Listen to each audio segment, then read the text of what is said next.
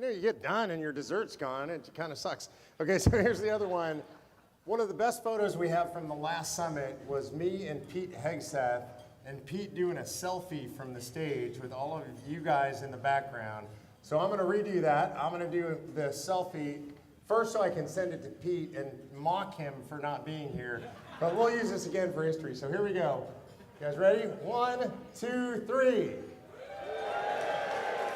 All right, we got it done. All right, that's the technical stuff out of the way. The important stuff is about to come. It's my privilege and honor to introduce our longest serving regional director. And Dave Schneider came into the organization at the very beginning. And it was so much of the beginning that when he called in, he said, you know, he'd heard about Mark Levin, he knew about Article 5, was really excited about it, and he wanted to know if he could volunteer. And so we said, yes. And he said, well, what do I do? And we said, well, how about being state director for Kansas? That's not even the best part. He said, well, what does that mean? We said, we don't know. You're in. So literally, Dave's been here since the very beginning, helping us figure out how to do this. Man, this guy knows everything about working in a legislature, literally from working with legislators to working with lobbyists to building a grassroots army. The grassroots teams love him. He comes up with a lot of really incredible ideas because he's out there in the field so much. He's a really tried and true road warrior. He's got a motorhome, goes state to state. Sometimes he's riding his Harley state to state if the weather's good enough.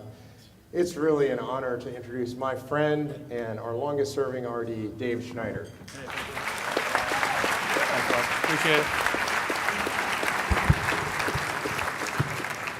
It gives me, well, those are wonderful words. I appreciate that, Mark. Getting praise from Mark Meckler is always a great thing. But again, it gives me great pleasure to introduce the COS Voices Contest. Everybody heard about the COS Voices Contest? All right, well, we put out this contest around elevator pitch contest because it's something that we do a lot in the grassroots. We've got to present our complex idea of convention of states in a very short amount of time. Sometimes we only have 60 seconds to do that.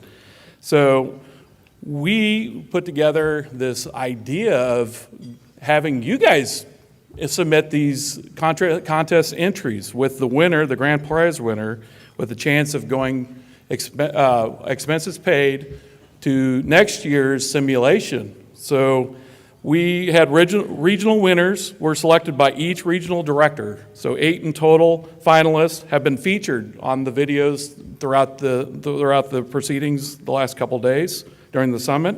An overall winner has been selected from the 8 finalists, in which they will receive, as I said earlier, expense paid trip to the 2023 Convention of State Simulation, giving this volunteer a behind-the-scenes unique view of the event. Without further ado, well, first of all, let's talk about our wonderful finalists. We have Bill Campbell from New Jersey.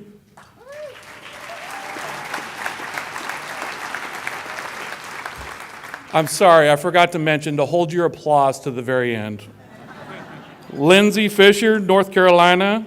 Gary Harbaugh, Indiana. Brett Kulbis out of Hawaii. Guy Mockelman, Nebraska.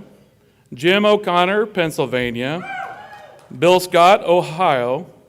And Albert Torres from Texas. They don't follow directions very well, do they? No, they don't. That's okay, it's grassroots. Exactly. So without further ado, I have this envelope from Price Waterhouse Pfister. And the winner is Albert Torres.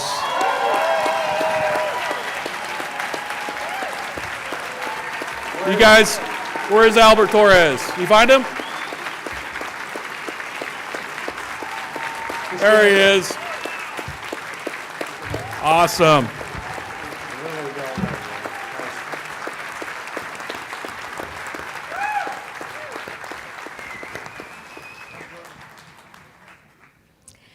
Well, I don't know about you, but I'm excited for this next section as well. We have lots more awards to give. And one is something that maybe not everybody has even heard of, but it's called a challenge coin. And the history of the challenge coin goes clear back to the ancient Rome.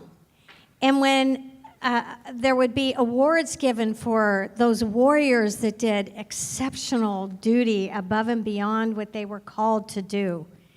And it became a tradition over the centuries that military would give challenge coins to those exemplary warriors that went above and beyond their call of duty.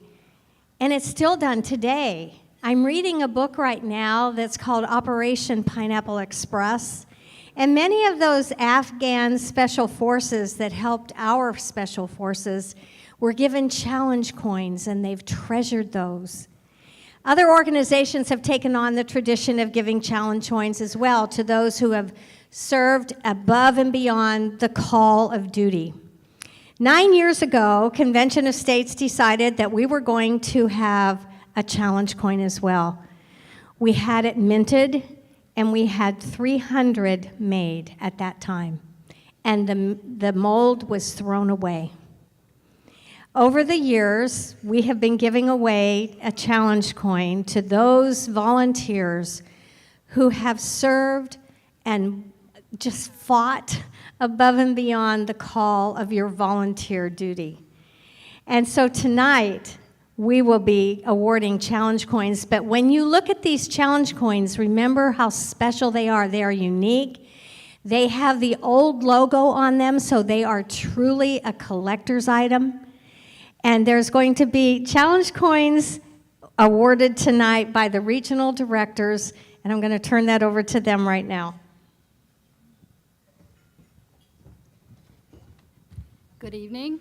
My name is Catherine Zamanek, and I'm the regional director for the Flyover region. And it is my privilege to announce 3 challenge coin winners tonight. The first one goes to Ohio State Director Bill Scott.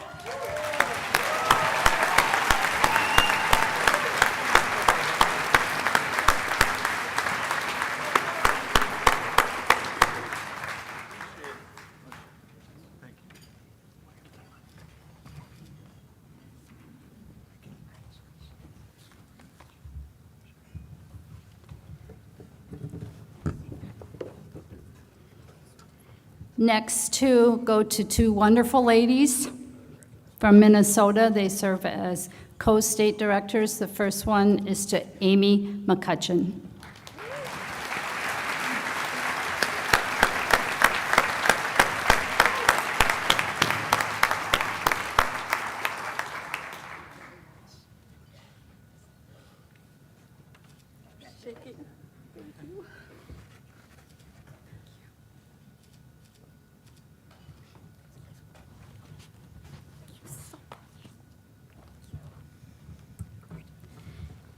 And the third one goes to co-state director Mary Jo Barsh.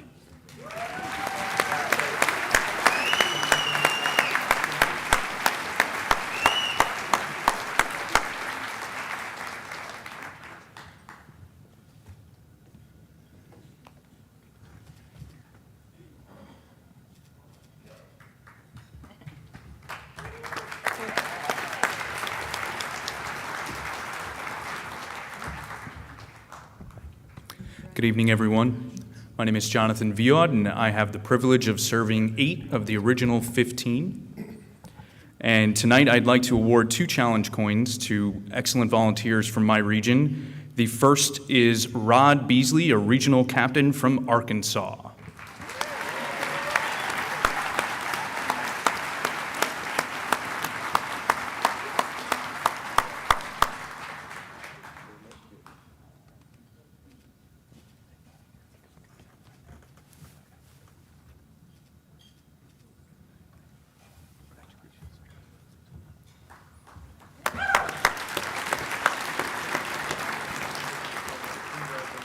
And the second amazing volunteer is Edna Kruger, a regional captain from Texas.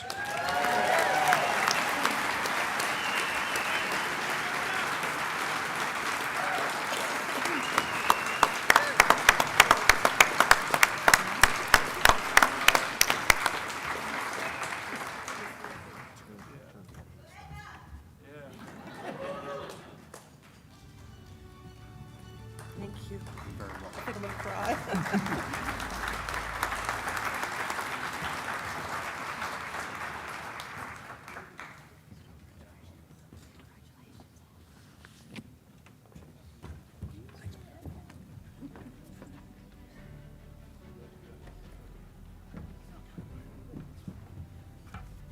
Good evening, everyone. I'm Monica Sellers, and I'm privileged to be the regional director of what we call the Sellers region. And it's with great privilege to be able to recognize some of the incredible servant leaders that come from my region. And the first is Jenny Watkins, State Director of Delaware.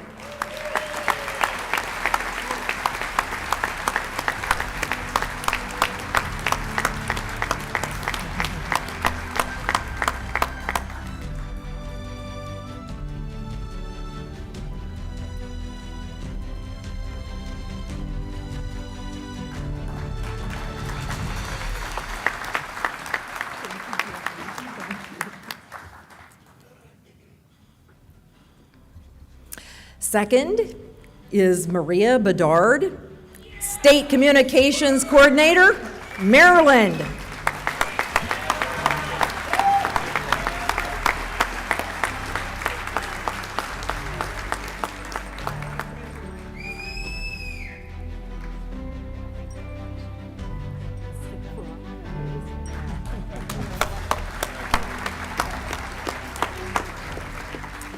And next is David Winters, State Director, Illinois.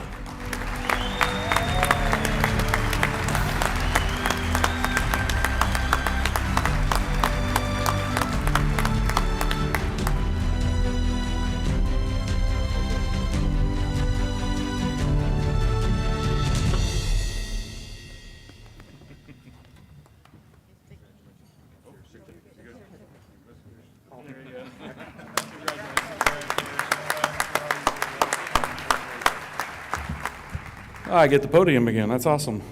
Dave Schneider, again, Regional Director for the Wild West region. I have the pleasure of awarding a few challenge coins to some servant leaders in my region. Particularly, I've got from the Nebraska, our State Grassroots Coordinator, Judy Hickey.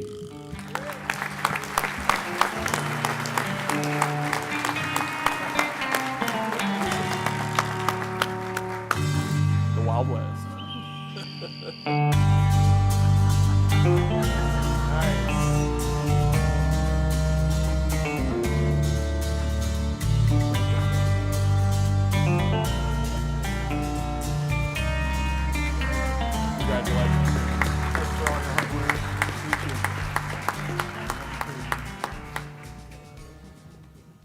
Okay, from Montana, my State Grassroots Coordinator, Lynette Band.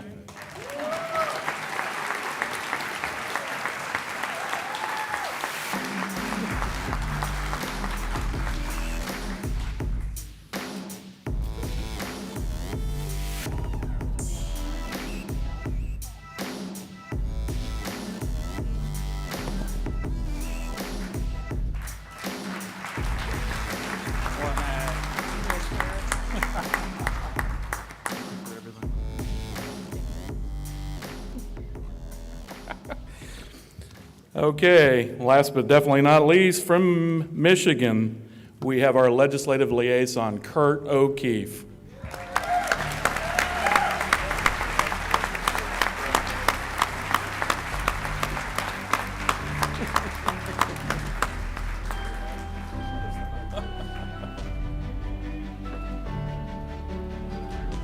No speech.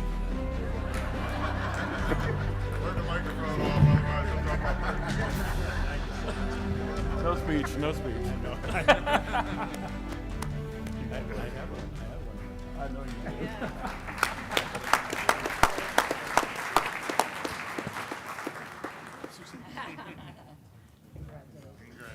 Good evening, I'm Susan Peters. I'm proud to serve the New England Patriots. Actually, that would be the great team that we have there. We have one state director from Maine who is getting this challenge coin, Bevan Corbin.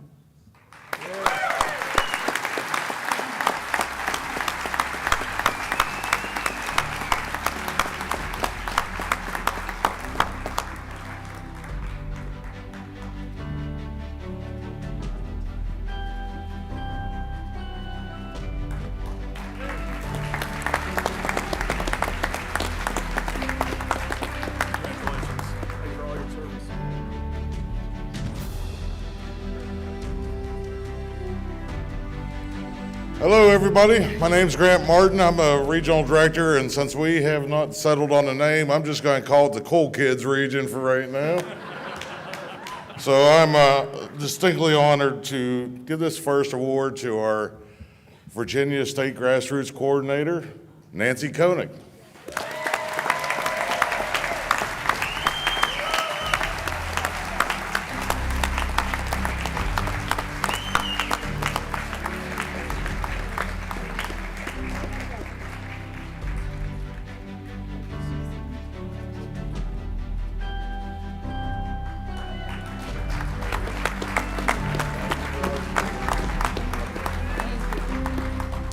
And the second one goes to the North Carolina State Director, Joy Ruman.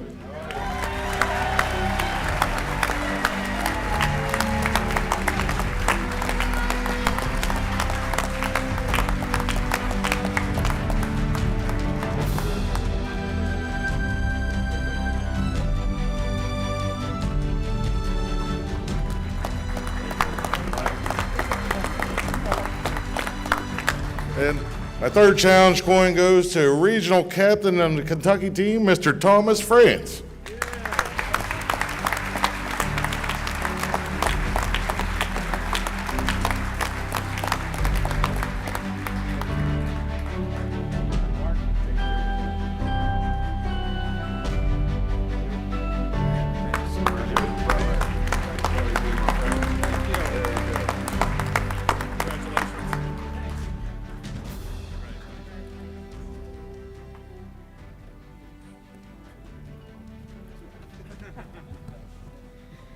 Good evening, everyone. My name is Brenda Carlin. I'm from the free state of Florida. I welcome you. And I would like to honor 3 wonderful servant leaders this evening from my region, part of 7 states of the first 15. The first one, Coach Thomas. Come running up. Yeah. Coach Thomas is a regional captain, and he's from Florida.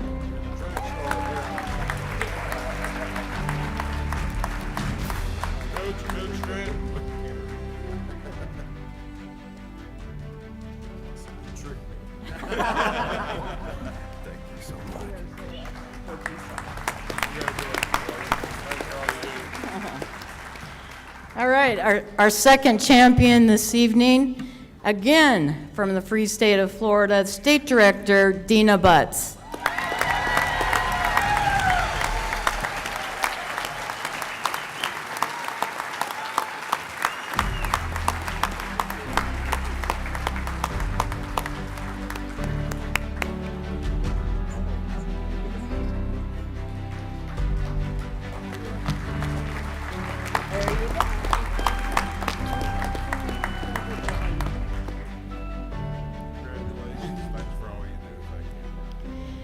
Okay, and last but not least, again from the free state of Florida, Miss Joyce Berry, a Sunshine State Grassroots Coordinator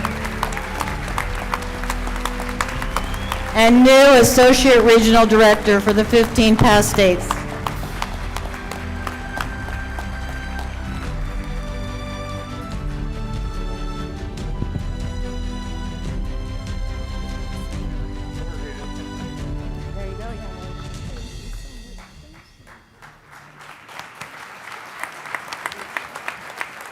Congratulations. Thank you so much for all you do. Thanks for all your work.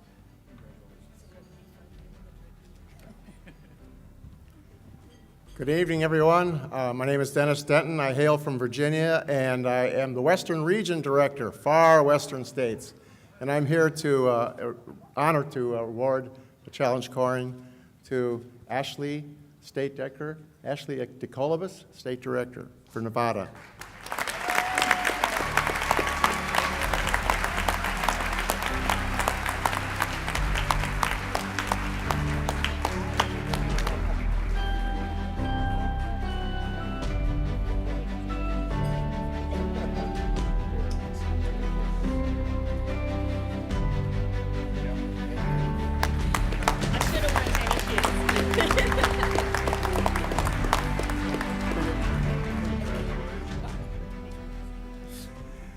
And from the hardworking state of Oregon and growing, I want to, Debbie Sharp, State Grassroots Coordinator for Oregon.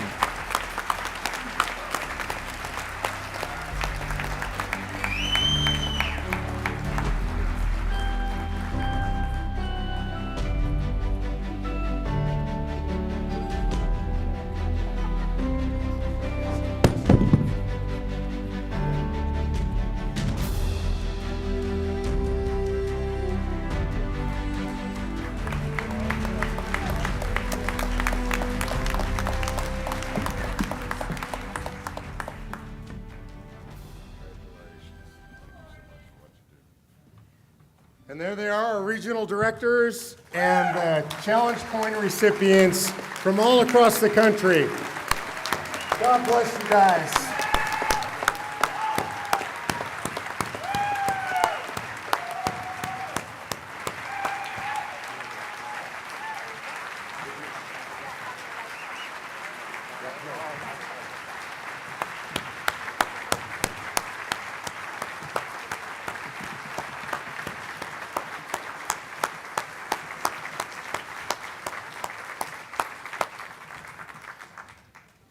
It is very hard to put into words how that makes me feel. We love each and every one of our grassroots volunteers, and when you make only 300 of these things, I want you to think about that, 300 of them. It's been 9 years, and there are 44 left, by the way. So that's a pretty serious honor to get one of those awards. And one of the things that didn't get said that makes them so interesting, it's a little bit different now because, Mike Ferris is coming back to the organization. I used to say, Mike, that there will never be another certificate signed by Mike Ferris. Now what am I going to say? You ruined my whole shtick, man. It's such an incredible honor to be able to honor folks who are giving so much of themselves, and they are. It's hard to describe. In fact, I can't adequately describe all the work that these folks do. I mean, literally, we have, I promise you, pretty much every volunteer that you saw walk across the stage today works at least 40 hours a week. These are what we call volunteer employees. I mean, they are giving of themselves in the extreme. We worry about them sometimes because they work so hard. And one of the things to note that we always like to take note of, and that is important, a lot of these folks have significant others at home, and it takes a lot of sacrifice on their part and a lot of understanding that these folks are out and on the road and doing meetings and doing calls late at night. So, hey, from me to you, to all the spouses that sacrifice for Convention Estates, we love you guys. And we appreciate you guys. It's a family deal.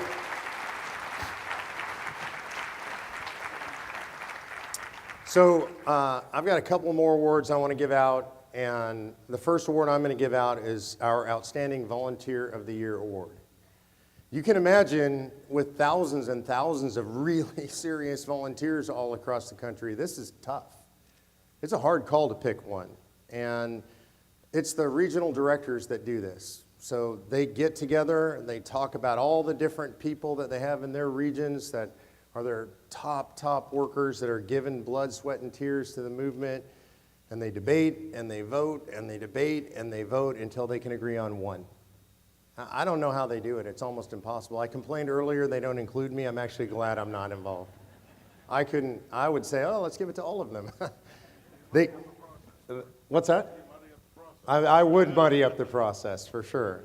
So I'm going to read this. You notice I don't use notes very often, but this is so important I want to get it right. This person, this patriot's been a member of the Virginia team since 2015. During this time, he's demonstrated true servant leadership and dedication to the COS mission. He's collected personally over 1,000 petitions. He's made over 3,000 telepatriot calls, and he's completed 19 Convention of States University courses. This is a well-trained individual.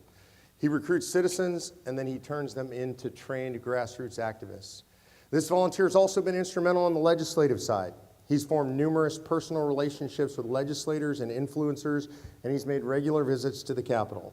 He's involved in political party events. He's developed relationships with other like-minded groups and think tanks. As a regional captain, he's been a key pillar of the team. And when the state was without a state director for an extended period, A lot of folks looked to him for guidance and direction until a new state director was found. In short, the leadership of this truly amazing patriot has had an enduring impact in his state, and I would add, in the entire nation. Please congratulate Russ Beyer of Virginia.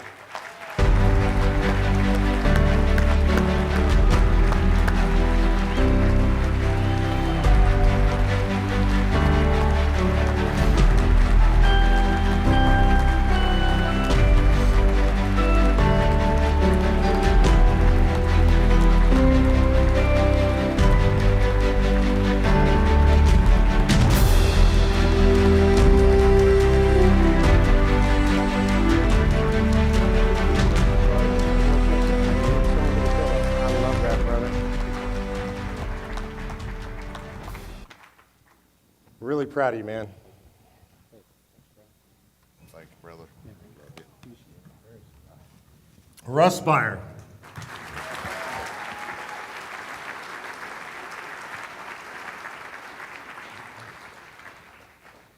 So next is, and these are all so hard to choose, is the Outstanding State Team Award.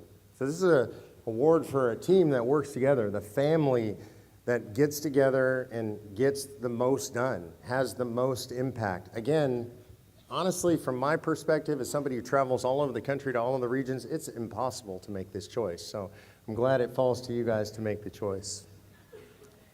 Once in a while, we get to work alongside a state team that gives everything they've got, and when asked, they give even more. Our Outstanding State Team of the Year is like that. As activists, they're at the top of the game week after week, month after month. This team has the highest number of active district captains in the country, something we measure very closely. Activity Matters. Currently, it's 75 active district captains.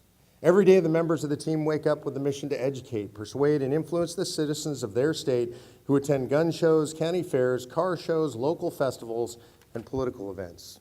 Wherever people gather to celebrate the COS teams, they're with banners and smiling faces. This team was introduced to COS block walking early on, and they do regular block walking events. Every weekend, multi-generational block walking teams are out knocking on doors and spreading the word about Convention of States and Article 5. When the Telepatriot app was added to our COS Action app, this team didn't hesitate to start using it. It's become part of their lives. Some of them report making Telepatriot calls in their dreams. Or nightmares, depending on how you look at that. That's serious dedication.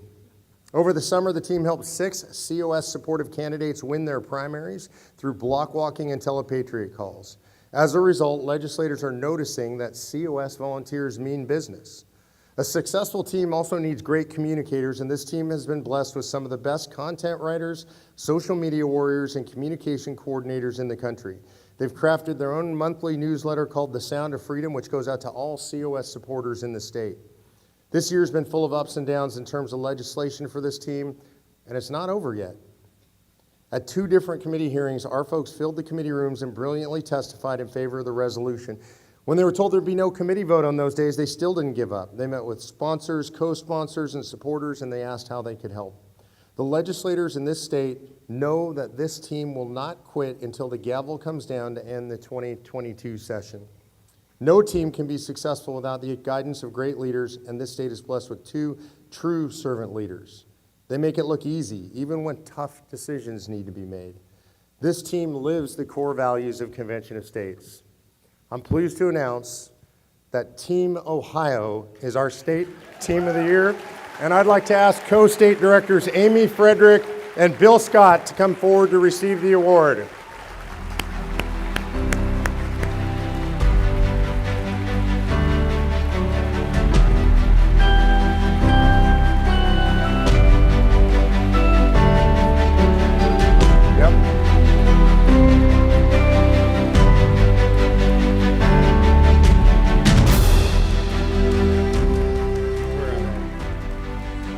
It's going to take them a bit to make their way up here.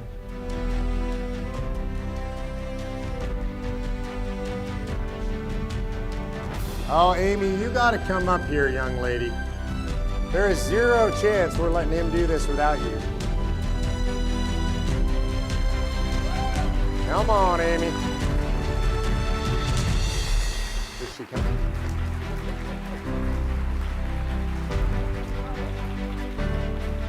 Here she comes.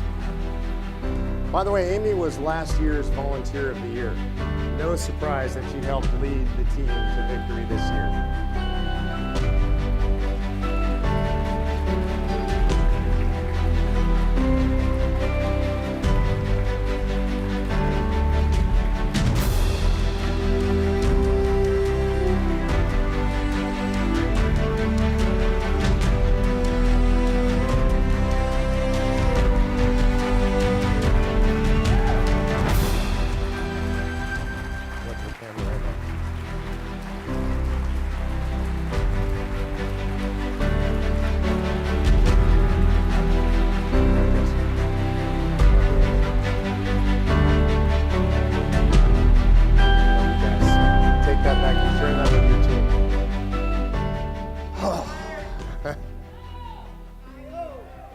Man, we love these guys.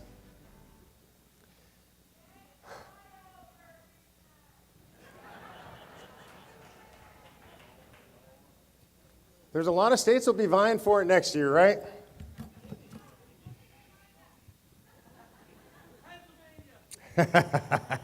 There's a little rivalry here. I'm from Texas. What happened to us?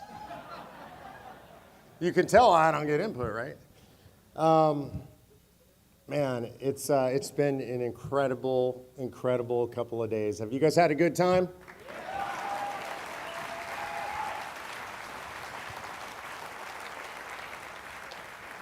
Every time I think it can't get better, it gets better. And I know it's going to keep getting better right now. So a lot of years ago, when we started Convention of States, and I told some of this story earlier, we were incredibly blessed because I had a good friend by the name of Mark Levin. That's always a blessing, by the way. And Mark and I knew each other from the Tea Party movement, and Mark would say, and I would agree, we would both say, literally, by providence, by the hand of providence, Mark wrote the book Liberty Amendments at the same time that Mike Ferris and I were forming up the Convention of States project. And the truth is that neither of us knew. And, I knew Mark was writing a book, and I was out there doing my own thing with Mike Ferris and the others who helped us found up the organization, but there was no coordination. So Mark is writing a book about using Article 5 to call a convention of states to propose amendments to restrain federal tyranny, which sounds pretty good. And at the same time, Mike Ferris and I are founding up an organization to call a convention of states to propose amendments to restrain federal tyranny. Now that's impossible to do those two things at the same time without any coordination. See, because nobody in the country was talking about using Article 5 at that point. If you had said Article 5 to most people, they would have said, yeah, like, is that the 5th article in the New York Times, or what is that? Nobody knew about this. And I think God had his hand in it. And those two projects, that book and our actual launch of the organization, happened literally the same week, and it changed history. And I can tell you personally, knowing Mark has changed my life. He's a force of nature. He's an incredible man. He's been an incredible man as long as I know him, but I got to mention, he became even more incredible when he met Julie and married Julie Strauss. So we love you, Julie. Thanks for being here. All week long we've been talking about this idea that everybody who comes on this stage, and it wasn't necessarily planned this way, it's just how life works and how this organization works. Everybody who comes on this stage is a friend of Convention of States. They love you for what you do. They respect you. They believe that you're the people who have the best chance of saving this nation with God's help, and they're relying on you to do it. Every person who comes up here is one of those people. And Mark's certainly no exception to that. He's really the founder of the movement intellectually with the Liberty Amendments. But I got to tell you a little bit about the man on a very personal level, and one of the reasons I love him so much.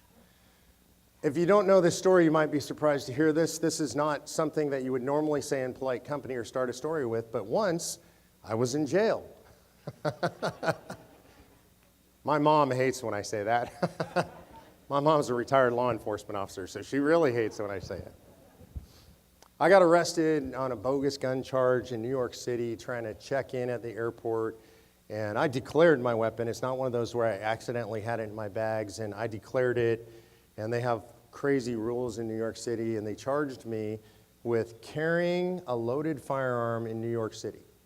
And when they found out who I was, and this might sound kind of familiar with what's going on in today's world and what they're doing with law enforcement, when they found out that I was a public figure and I was a Tea Party guy, they added a little charge called with intent to do harm, which carries a mandatory prison sentence of 15 years on Rikers Island. So it was serious. And they took me to jail, and it's there's a few of us in the movement that have actually been in jail, and it's something you never forget.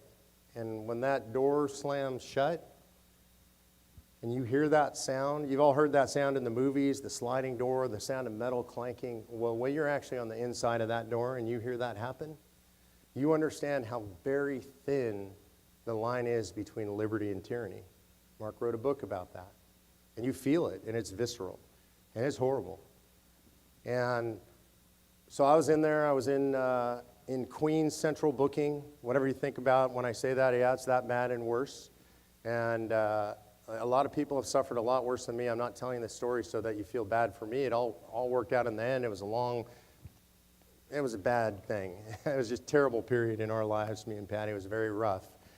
But I remember getting out of jail and getting released. I had friends who came down and got me out and helped me get out. And they kind of whisked me away out of New York City. And it was just before Christmas. And they brought me to Washington, D.C., where a bunch of my friends were. And that's where I was headed in the first place.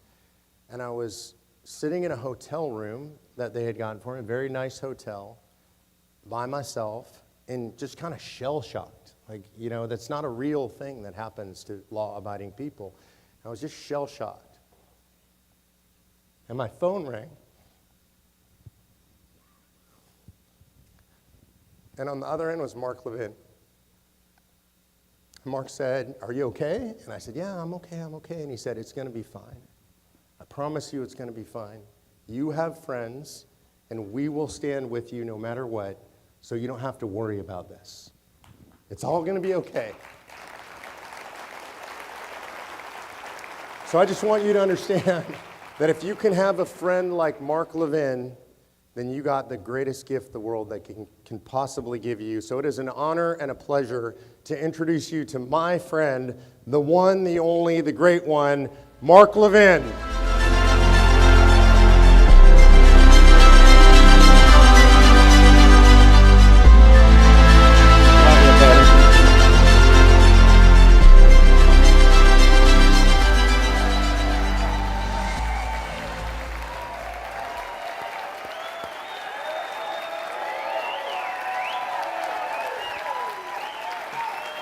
Everybody wave.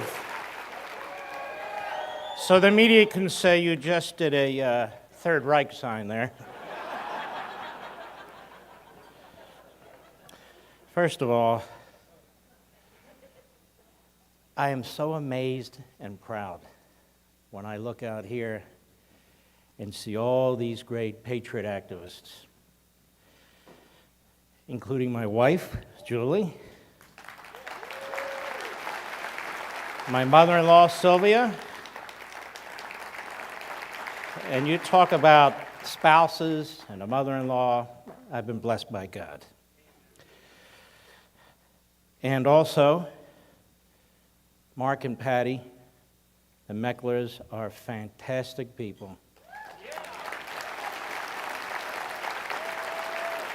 They truly are. One of my great heroes, Mike Farris, is here. Way ahead of his time. We miss Senator Tom Coburn, of course.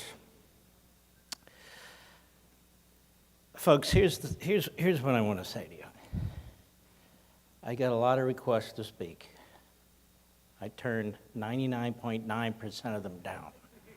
You want to hear me speak? Turn on the radio. Want to see me speak? Turn on the TV. This is the most crucial movement in America bar none.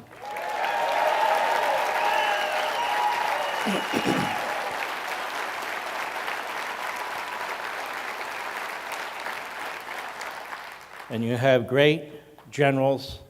It was just so awe-inspiring to watch you folks come up here, and many of you back there, to see all of you, because I remember when Mark and Mike were starting their convention of states, being basically in a telephone booth. You remember those, don't you? And I had written this book, and it started to take off. You've got 19 states. It's a lot of work to get 34, but they're already wetting themselves, aren't they? They're already concerned, aren't they? Oh, yes, all those patriots are getting together to change the Constitution. We don't want to change the Constitution. We want to uphold the Constitution. They're changing the Constitution.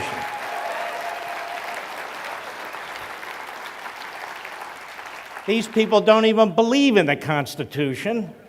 They don't even believe in American history. They've destroyed Madison's home. They've destroyed Jefferson's home. They're destroying our colleges and universities. They're destroying our public schools. They destroyed the southern border. They're destroying our currency and our economy. They're destroying our military. They've destroyed police forces across the country. We don't need lectures from them about us destroying anything. We are the ones that want to uplift this country and believe in this country.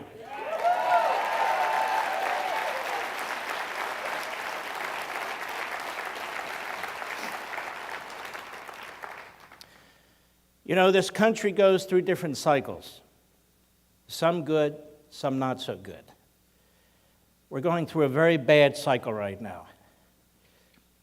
Jefferson said, Joseph Story said, Ronald Reagan said, if we're going to be destroyed, we're going to be destroyed from within. We're being destroyed from within. There's simply no question about it. There are forces in this country that have devoured much of the culture who hate the country. They don't believe in individual liberty. They believe in centralized government. They claim that they support the Constitution. Well, I heard one of the bright stars of the left speaking during the Supreme Court hearings, the oral argument involving redistricting in the state of Alabama. And we heard from the solicitor of Alabama, and she interrupted him and she lectured him about the 14th Amendment. And she said, utterly preposterous, that the Equal Protection Clause demands unequal protection. And then I thought, this is the woman who couldn't define woman. But this is how bad it is. They destroy the language, they destroy the gender, they destroy our history, they destroy our founders. There's only one movement in America that's standing up to them, and it's Convention of States. There's not another one.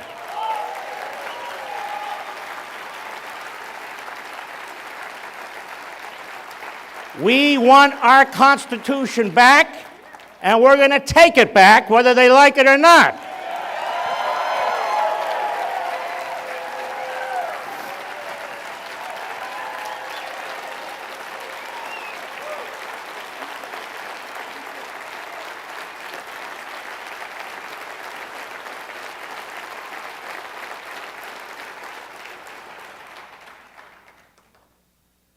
We have a man in the Oval Office who keeps saying democracy's under threat. We're not a democracy, genius. We're a constitutional republic. We're not a democracy. The only body that's directly elected is the House. It's one of the worst bodies that we have, as a matter of fact. These are the same people who want to destroy separation of powers. These are the same people who want to destroy checks and balances. These are the same people who want to destroy the independence of the judiciary as they continually try to pack the Supreme Court. These are the same people who want to get rid of the filibuster rule so they can ram through their radical left agenda. These are the same people who want to nationalize the voting system in violation of at least 4 provisions of the Constitution of the United States. These are the same people who want to allow D.C. and Puerto Rico to become states so they can get 4 more members in the Senate. These are the same people who attack every piece of the First Amendment and the Second Amendment, the Fourth Amendment, the Fifth Amendment, the Ninth Amendment, and the 10th Amendment. And they're worried about us changing the Constitution? What Convention of States does, it prevents tyranny. It challenges tyranny.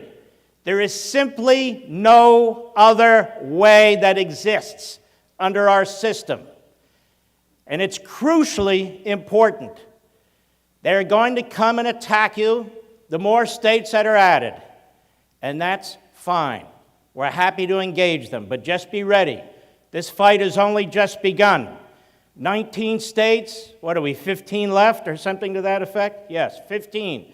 Well, when you hit 25, they're going to go through the roof because then they're going to become nervous. They're already nervous, but they're going to become more nervous. And part of the problem you're going to have is people who you think are your friends, people who you think are with the right political party, you're going to find who's all talk and no action very, very quickly. And you've already seen it in some of these states. I remember the great state of Arizona. Andy Biggs, Speaker of the House, right? He blocked it. He blocked the vote. He goes on TV, he's very conservative about federal issues. How the federal government's destroying America. Well, he had a chance to help us, and he didn't. So when they asked to come on my show, X.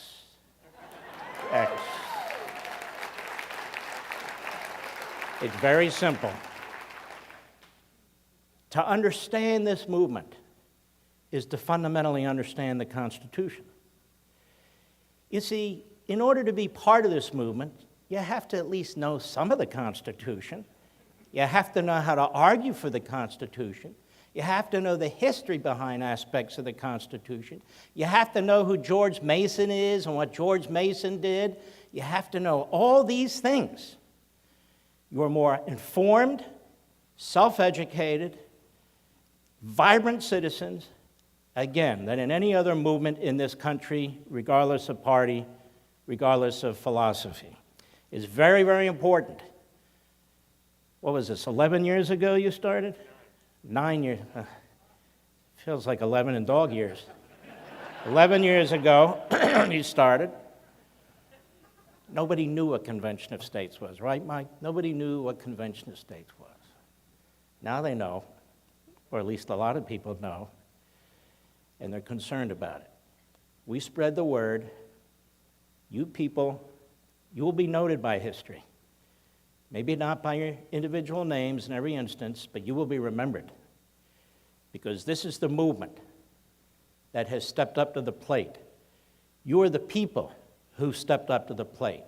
You don't seek fame. You don't seek glory. You seek to protect your country for your family and your kids and your grandkids. This is crucially, crucially, crucially important. Elections come and elections go. We can't win them all, although I pray to God we do, but we can't win them all. But even when we do, there are people in Washington who fear this movement the way they feared the Tea Party movement. They're okay with the way things are going. They just want to be in charge of the way things are going. They'll spend like drunken Marxists, just like the other side does, and they already have. They won't lift a finger to secure the border. They had their chance. Well, I guess Trump did, actually. But the others didn't really support it. So this is a battle really against the establishment. The establishment likes what's going on. Washington is not going to fix Washington, ever. The major parties are not going to fix Washington, ever.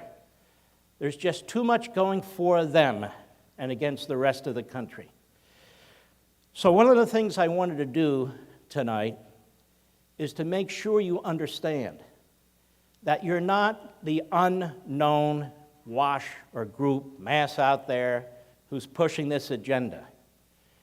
Many of you are under the radar. That's where we want to be, as long as we can be. Many of you wonder as you toil out there if it's worth it. Let me tell you, there's nothing more worth it than this. And let me tell you one other thing.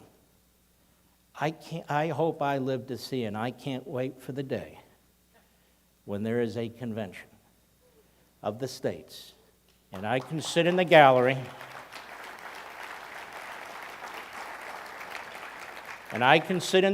somewhere and watch what's taking place. That would be one of the greatest acts a people could take in order to preserve their own republic. And I mean that. We have a number of things going against us, and one big thing going for us. The media hate us. The media are ignorant. The media are radical left. The colleges and universities hate us. They're radical left. Washington hates us. Radical left, whatever they are. But I believe God is behind us.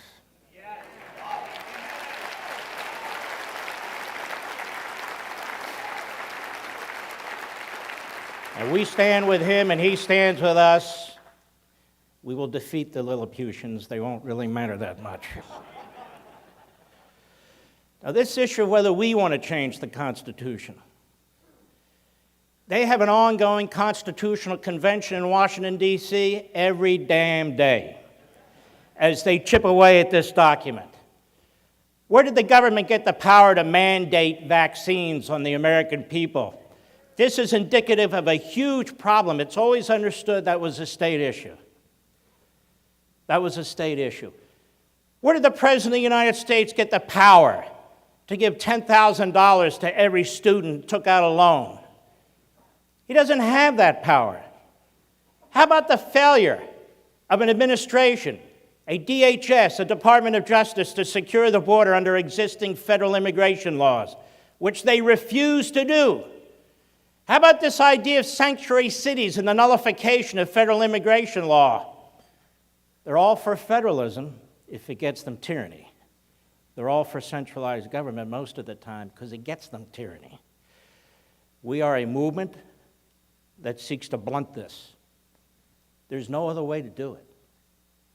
And it's constitutional, and it's civil, and it's rational, and it's reasonable. When I started to write the book, The Liberty Amendments, I started to write against Article 5. Not that anyone would read it, but I write about what I want to write about. And as I started studying, I said, wait a minute, I'm on the wrong side of this damn thing. And the more I studied it, the more excited and passionate I became about it. And I said, this would be a fantastic movement to counter the counter-revolution in this country. What would the founders say? What would the framers at the Constitutional Convention say? Well, we know what some of them said. They're the ones that put it in there. They're the ones that adopted it. They're the ones who ratified it in the states. We're not doing anything bizarre or peculiar. We are following the Constitution. And unlike much of the establishment in Washington, D.C., that reads things that are apparently in invisible ink in the Constitution, this is in black and white, in plain English, in the Constitution. Anybody who wants to understand it can understand it. And Madison was right. There has to be another way to amend the Constitution. Otherwise, we could have tyranny. Because what's left of the people? There's no other way to do it. They don't even bother amending the Constitution anymore. They just change it. And they hope that the law won't catch up with them. That's how reckless this has become. Now, I said we go through cycles in this country. We're losing the country. The country is unraveling. We're losing our institutions. We are losing our traditions, even more so than 9 years ago. We're not at the precipice looking into the abyss. We're sliding into the abyss. This is no joke. This is incredibly serious. Our institutions are being destroyed. Even our state institutions are being destroyed. Our cultural institutions are being destroyed. Our families are under attack by the federal and state governments when it comes to parental rights. The family structure's coming under attack when it comes to all kinds of perversities that are being indoctrinated into your little kids. This nation's diversity, yet unity through diversity, is under assault with critical race theory and racism dressed up as an honest theory. American history is being rewritten. So the men who gave us the greatest nation on the face of the earth are treated no better than rabid dogs. They've taken over Madison's house, they've taken over Jefferson's house, they've taken over our classrooms, they've taken over the media. We are facing the demise of America as we know it today. I am not kidding. I've been an activist since I was 13 years old. I'm 65. I have never seen anything like this in my life. Even the United States military is under attack from within, as are police under attack from within. Well, people say to me, why does that party want to destroy America? Don't they have children? Well, they have less than we do, but don't they believe in grandchildren, have grandchildren? Because they want to rebuild it in their own image. Marx tells us you need to destroy the status quo. And if there's a period of despotism, he writes, that's to be expected until we go to paradise, heaven on earth. Heaven on earth has killed 100 million human beings. 2 million Uyghurs imprisoned in China. Cuba is a police state, a prison island. I can go through the wonderful paradise of Marxism. It was a joke. He was a joke, but not a very funny one. And so the Democrat, excuse me, I'm not talking politics. You know who I mean. The party that used to stand for eugenics, the party that stands for abortion on demand, the party that stands for everything that is not what we believe in, they are the entity through which these Marxist movements are operating. Folks, I'm not using hyperbole here. I am telling you what's taken place. My father, he will have passed away 4 years ago on the 15th of this month. And he was 93 when he passed. And God, I wish he were here, and my mother. But I also thank God he hasn't seen this. He would just wonder what in the hell is going on in my country. You ultimately are what stand between them and the rest of us. I don't believe they're in the majority. I believe we're still in the majority. But whether we're in the majority or not, it was a third of the American revolutionaries, represented about a third of the population. It's never really the majority that determines history. You should, if you don't, think every day as you volunteer of Independence Hall, the Declaration of Independence. You should think after the Revolutionary War of Independence Hall and the Constitution of the United States. That is what you're doing. That is who you are. The original revolutionaries went up against the greatest military force on the planet. It took them 8.5 years to defeat them. Washington lost almost every battle he fought, but he wasn't really strategically intending to win every battle, just the last one. You're up against it too. The most powerful bureaucracy man has ever created, the most powerful and corrupt media man has ever seen, the most powerful and corrupt educational system that a free people could ever create, and basically a Roman Congress, if you will, that is self-indulged while the nation is under attack from within and from without. You're it. But the positive also is, in addition to having God on your side, you have tens of millions of fellow citizens who've had enough. They don't know what to do. They're not sure what to do, but you are. You're the great patriots. You're the Sam Adams. You're the John Hancock. You're all the great men, most of whom are not even known, from Boston, from Philadelphia, and from elsewhere. And I don't think it's a coincidence that you're meeting in the freest place in the world right now. I mean that seriously. Some people want to turn the whole nation into California. I want to turn the whole nation into Florida.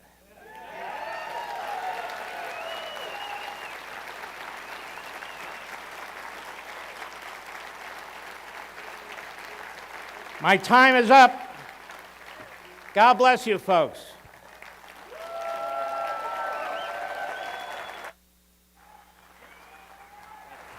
Awesome. They're going to pull the podium down. So.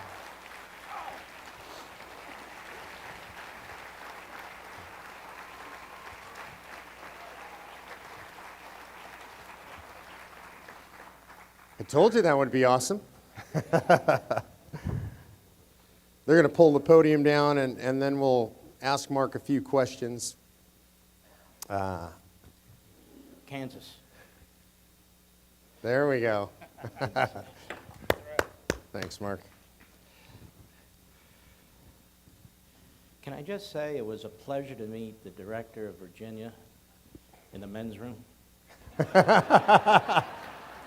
Can you guys cut that out of the tape, please? It's all right, he was at the other side. Mark, I want to do a little bit of history with you if we could. And you mentioned, which I thought is really fascinating, you've been an activist since you were 13 years old. So how'd that start? Well, it was in a log cabin in Illinois.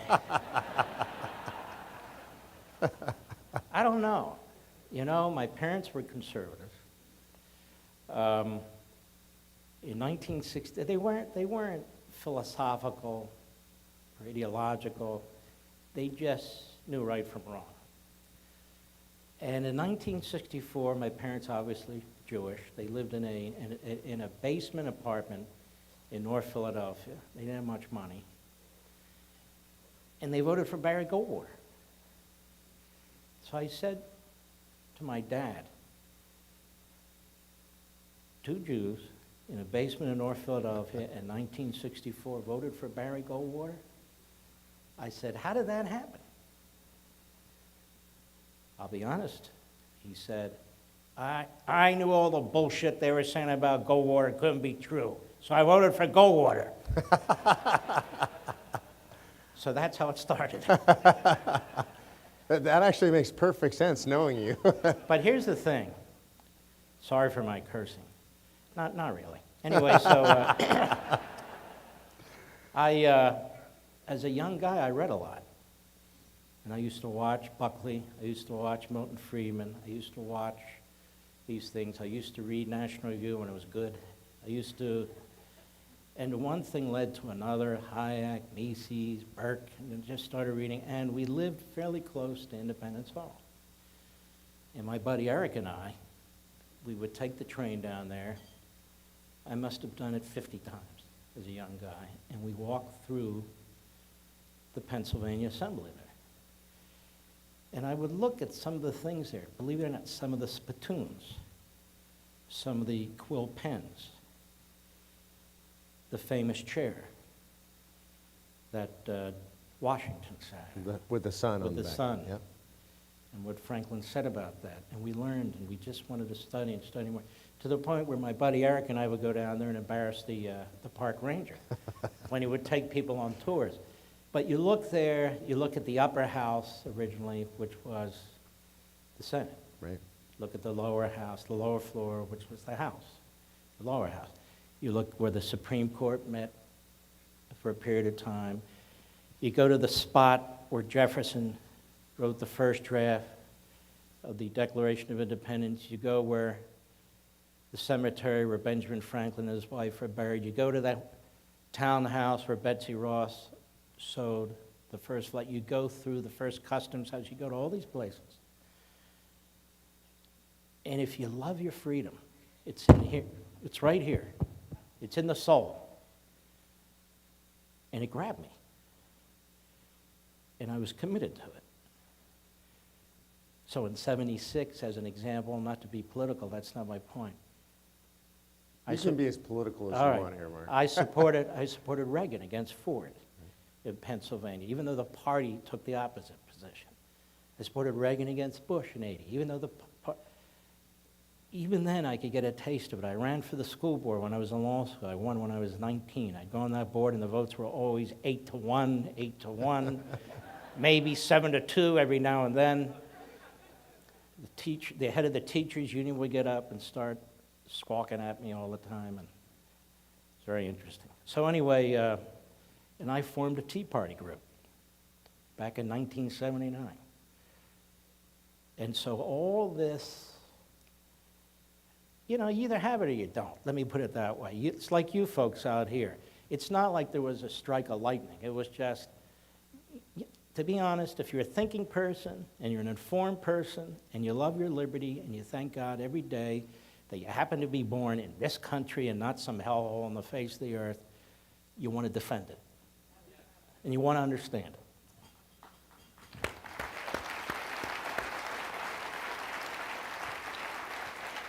So I'm going to move forward a little bit in history. You had a chance to work in the Reagan administration. That was a pretty interesting time. A lot of young people in that administration. And so you worked with some of the greats. I mean, you worked with Ed Meese, I think one of the greatest men in modern American history, some other folks. What was it like being a young guy inside that administration? Now, that was nirvana, to tell you the truth. We didn't always get it right. We didn't always do the right thing. We're imperfect. Institutions are imperfect. Sometimes you have to compromise on things, but mostly on the big things, Reagan didn't compromise. He was trying to figure out ways to get things accomplished. And part of the problem we had were Republicans who would undermine us, who never supported Reagan in the first place. Mitch McConnell backed Gerald Ford against Reagan. Mitch McConnell hated the Tea Party. Mitch McConnell hates you. Yeah. That's just the nature of the beast there. And he's always in these prominent positions, even though he doesn't have a majority support and so forth. And so we faced Republicans like this all the time. And after we lost the Bork nomination, we were warned over and over again, don't send any more guys like him up there.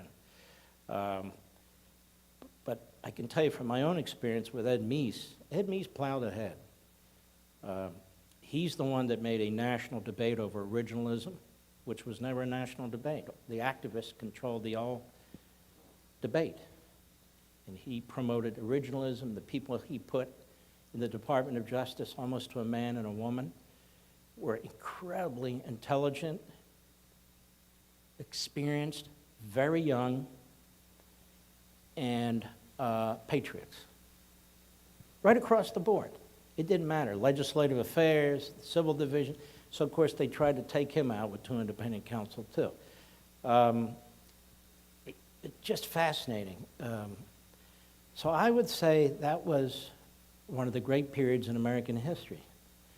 And then you look 40 years later and you get Obama, who basically tries to reverse everything.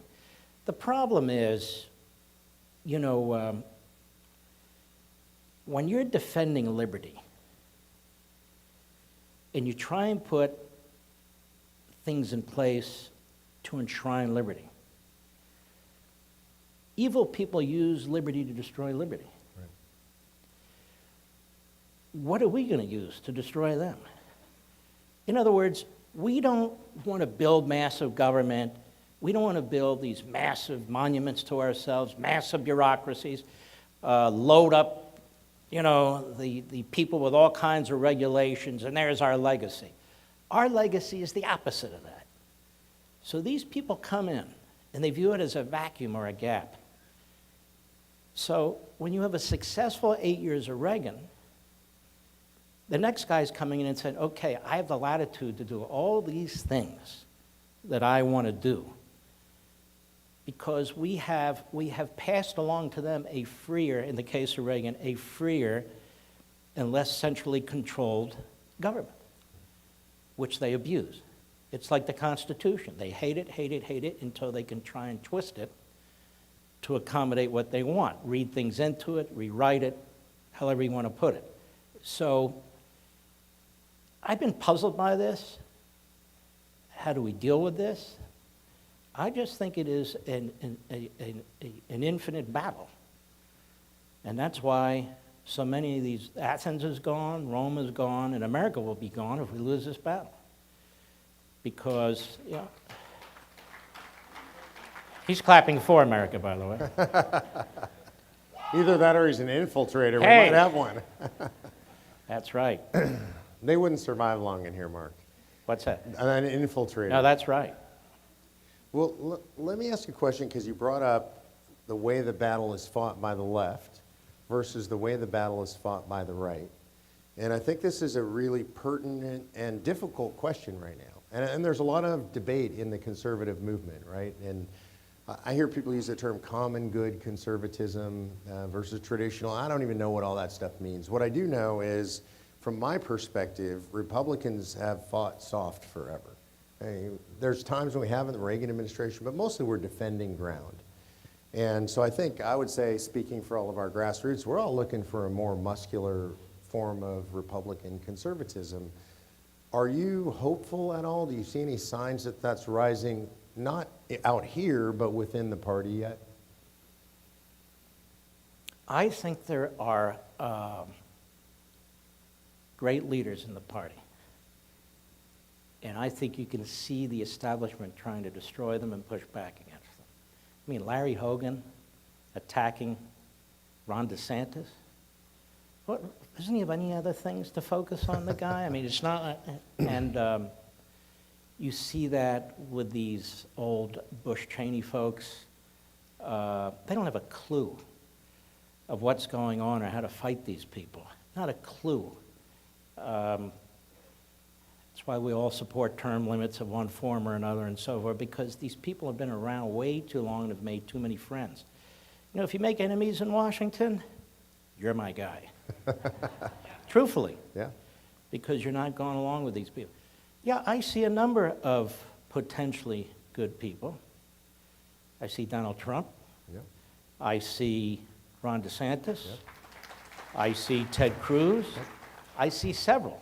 Right. And I see several phonies and fakes, too, who are trying to ride that. But when you look at the 4 years that we had under Trump, those were 4 of the most conservative years we've had since Reagan. Yeah. They simply were. Yeah. And I don't mean in every respect. And you look at DeSantis. I have never seen a governor accomplish so much in such a short period of time in my lifetime.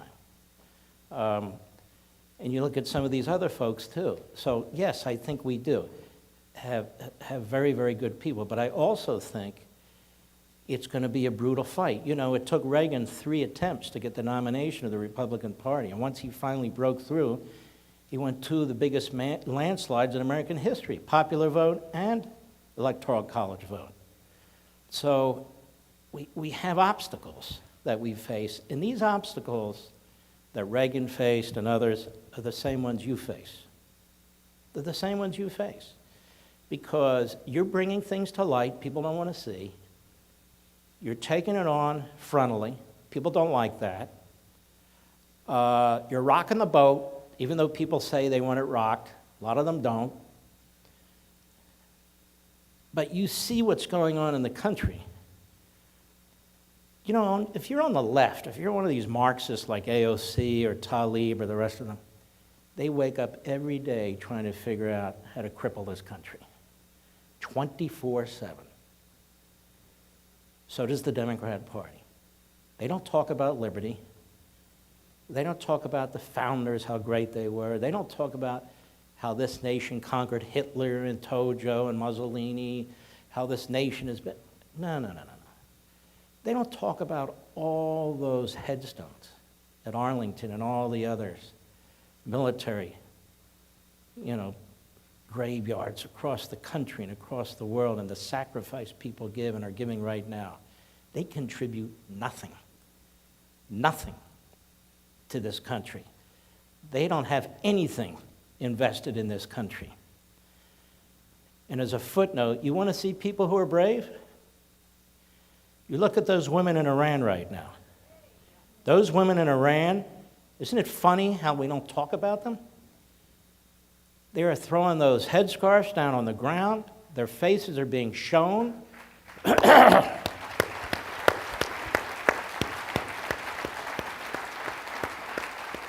The equivalent of the Iranian SS are taking videos and pictures of these people. They're murdering them. They're torturing them. They're imprisoning them. They're raping them. They're brutalizing them. The internet shut off.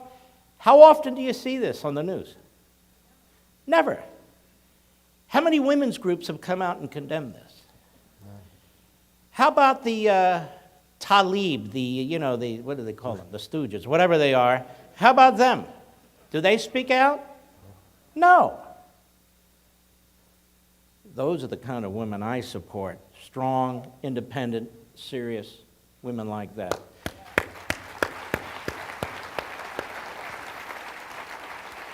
If you can't, in a country like this, where you don't have to fear being murdered in the street, well, I mean, you do, but you get my point, and you can't rally to the defense of your own country, then we've lost everything. Seriously. And I'm worried about it because you see these police state tactics. College campuses are being segregated now. You have no Jew zones. Yeah. So I've heard of such a thing. You have the Federal Bureau of Investigation that has been so thoroughly and completely politicized, going after pro-lifers, going after Republicans, going after people who did not create violence on January 6th, just rounding them up, refusing to protect the originalists on the Supreme Court by arresting people under existing federal law who are trying to threaten them and influence their decisions. You have an FBI, an Attorney General of the United States who's threatening parents who dare to rise up against the thuggish unions and what these unions are doing to their children. You have an Attorney General of the United States who's bringing lawsuits against state legislatures, which is none of his damn business. If somebody has seen something like this before, you got to go back to the 1930s and start looking at Europe. You have not seen this in the United States of America, not in your lifetime. So it's very, very important, that we continue to confront this. So, obviously everybody in here follows you, knows all this stuff because you talk about all this stuff all the time. By the way, I know a lot of people during the elections were frustrated with Fox during the last election. Nobody turned you off, though. I can tell you that for sure in this audience. Well, okay, so I don't, it's a funny thing, I don't run any of these companies I work for. But we do have the highest ratings on the weekend, because you're the best. And here's the other thing, and I'll say this publicly. I work for a radio corporation, Cumulus, that has a very left-wing board of directors. And one of them is a senior advisor to ours on the board of Media Matters.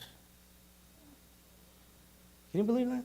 That's unbelievable. And this company owns some of the most conservative talk stations in America. So I go on the air and I trash that guy. And the board. And Media Matters. And why shouldn't I? If I don't do it, nobody's going to do it. Everybody's going to be under their thumb. Anyway. Standing on principle.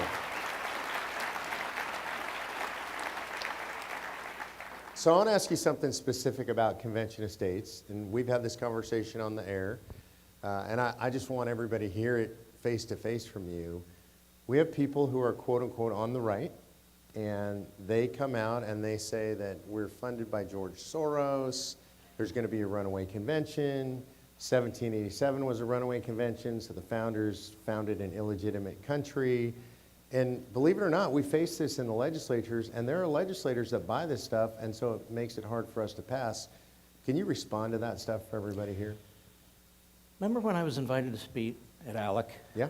And there's all the state legislatures. Yeah. And I said to them, and you should say to them, you have a specific federal constitutional duty to save this republic. You are mentioned in the Constitution of the United States under Article 5. You are part of a state legislature.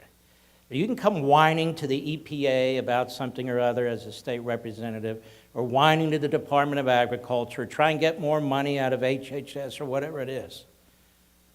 But you have a federal constitutional responsibility to help save this country.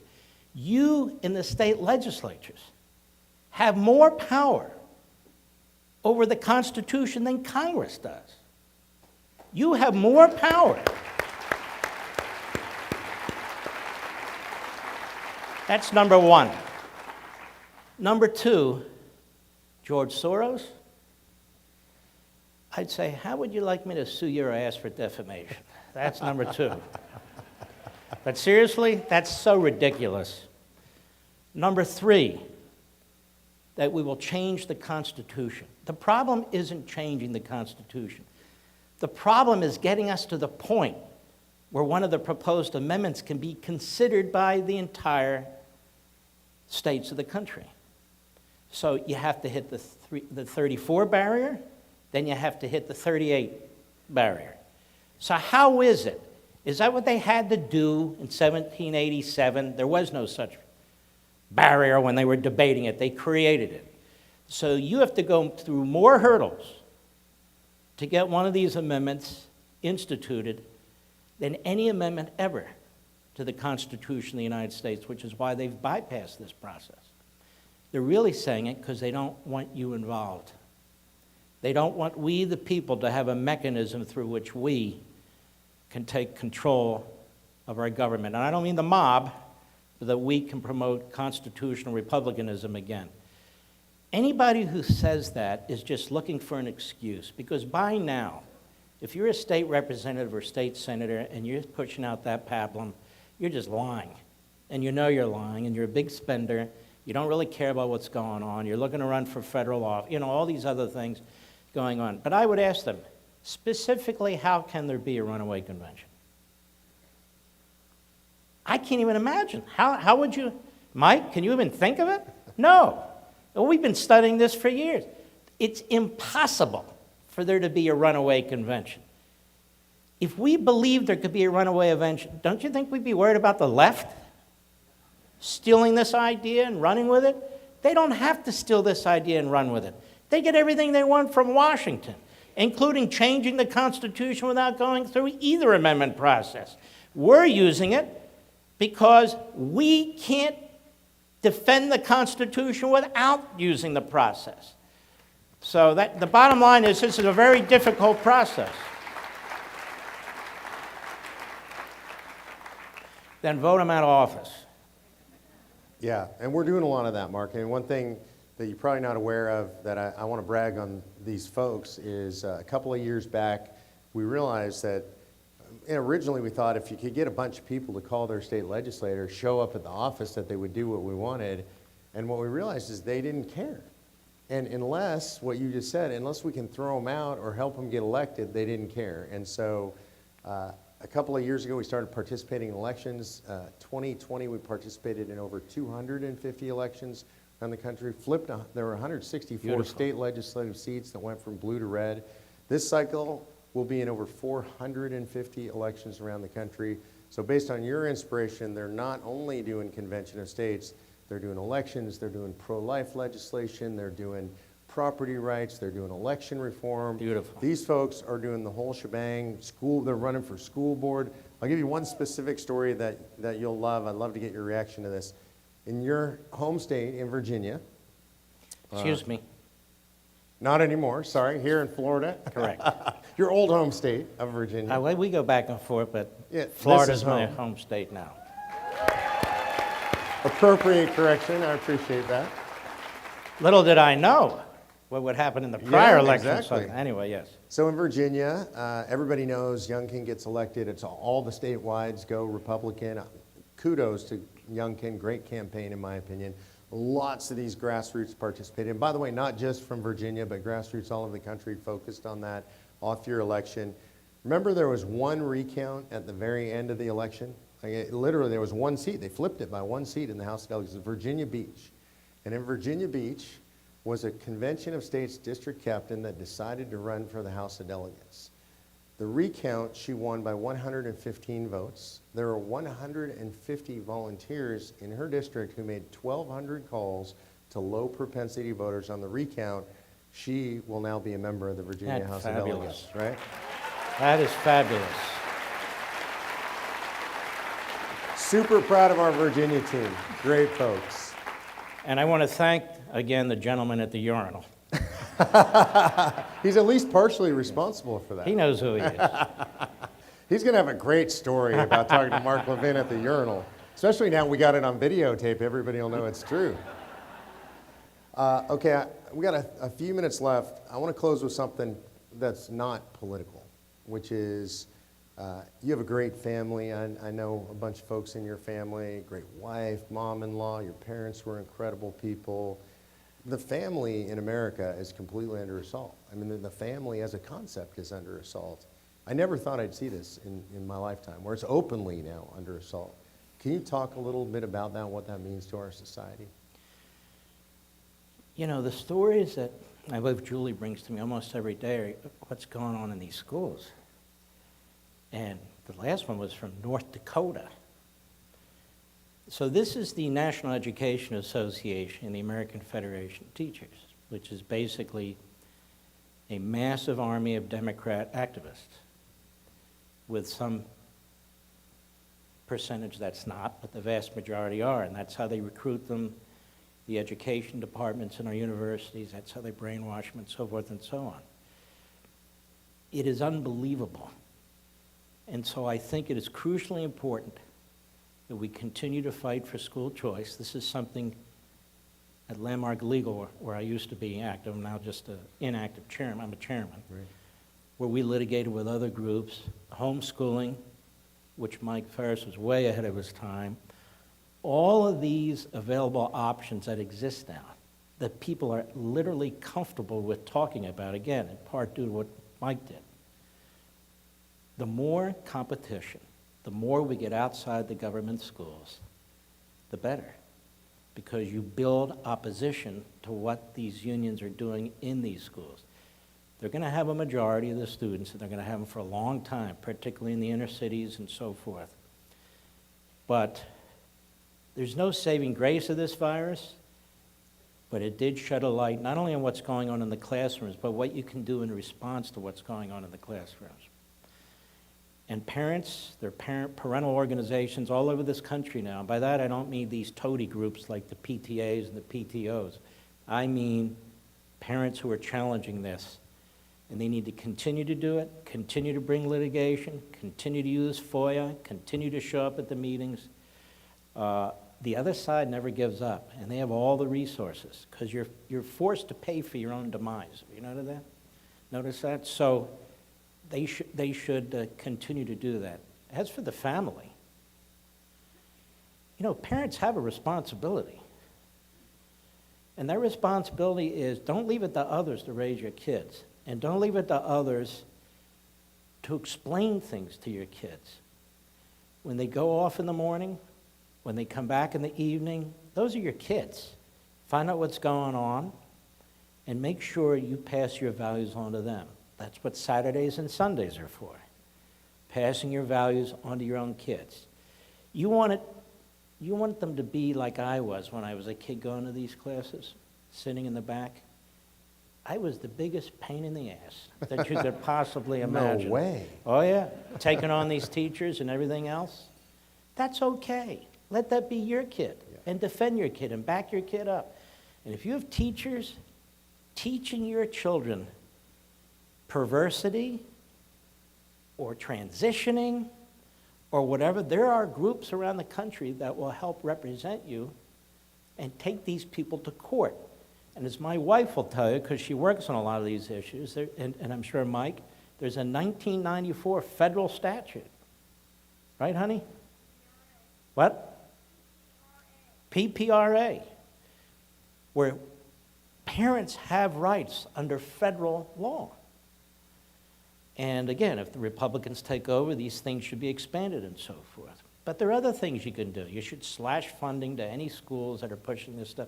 You realize what they're teaching kindergartners, second graders, and fifth graders. If you showed photos and books like this and spoke like this in the workplace, you'd lose your job. It's sexual harassment or something or other. In the classroom, it's perfectly fine. If we can't get those classrooms back, we can't win. Because we're going to raise little revolutionaries in the next generation that will overthrow the country. And you know, it's interesting, and I bring this up, oh, there he goes again with Marx. No, it's very, very important. See, the left doesn't want you to talk about Marx. They want to say, oh, we're progressives. Oh, we believe in the future. Oh, we believe, no. Marx believed, not originally, but he came to the point of believing, he and Engels, abolishing the family. What gets in the way of the state? Parents. What gets into the way? Faith. In other words, belief systems and patriarchal systems outside the government are a threat to the government, particularly if the ideology is to keep centralizing authority. You don't want people with free will who are independent thinkers. You want conformity. You want people to follow. That's why they're against free speech. They're against competition of ideas. That's why they're against conservative sites. They try and shut them down, or Fox, say what you will. They'd love nothing more than for it to go away, or talk radio, or this, that, or the other. They're not interested in engaging. They're not interested in free speech. They're interested in power and control. So wherever they want power and control, we need to challenge them. And it's now reached kindergarten. You may not believe it, you all know it. So they want to fight in kindergarten, we challenge them in kindergarten. We do everything we can. One day, I guess, we have all kinds of disparate groups out there. We've got all kinds of parent groups, tax groups, and so forth and so on. One day, somehow, not to create a monolith, but in some ways to network them all and coordinate them all, so we overwhelm them, Cloward and Pivens. So we overwhelm them rather than them constantly overwhelming us. But there is hope. There is hope. November. And there is hope. God Almighty. Thank you, Mark.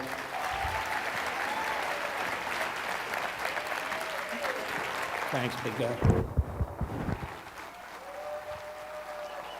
The best friend COS could possibly have. The great one, Mark Levin.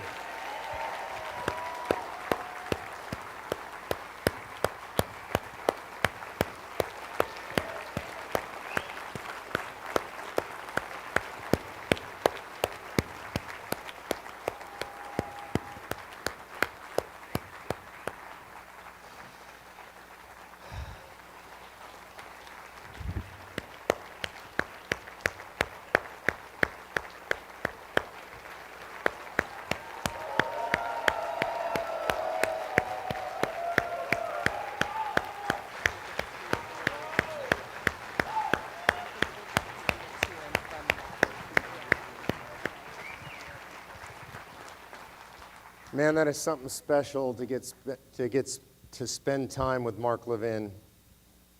We've been blessed by his friendship, by his presence over the years. personally, as a family, but as an organization in a way that it's impossible to imagine the movement without him. You know, a lot of you knew and loved Tom Coburn. Mark knew and loved him. Mike Ferris knew and loved him. We spent a lot of time with him. Spent a lot of time traveling around the country with him.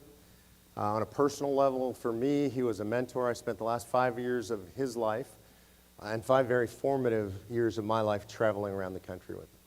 And he taught me a lot by what he said. I just learned a lot listening to him. He gave me a lot of great books. He would watch me speak, and he would teach me to be a better speaker. He would watch me interact with legislators. He taught me a lot about legislators. He taught me a lot about my faith, and he taught me a lot about just being a good human being. A couple of years before he passed away, we had a retreat in Midland, Texas, and Tom would come to the retreats, and we would ask him to speak to our staff. Staff was a lot smaller back then. It's grown fast. Tom came in, and he was suffering again from cancer. He was definitely getting towards the end of his life, and we would tell him that he could speak about whatever he wanted. What do you want me to speak about? Whatever you want, Tom. Whatever you got. We love everything you've got. And the last time he spoke at one of our corporate retreats, he came in, and he had so much wisdom about so many things, so much political experience, and he came in, and I'll never forget it. We're at the Triple L Ranch in Midland, Texas, and he said, "What I want to speak to you about is love." That's not normal for a United States senator of his accomplishment and his notoriety, and that's all he wanted to impart to our staff, is how to live a life full of love, expressing love for your fellow man, doing things for your fellow man that show how much you love your fellow man, loving the people who are really hard to love. It's easy to love your family. I mean, for some of us. I don't know your family, so.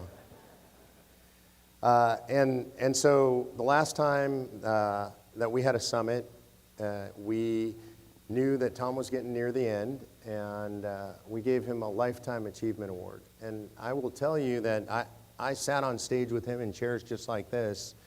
It was the most difficult interview and a total pinnacle life experience to sit on that stage with Tom Coburn. And I want to play a little bit of that interview for you tonight.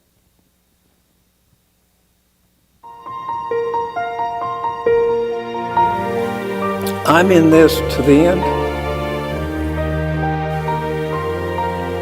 whenever that is.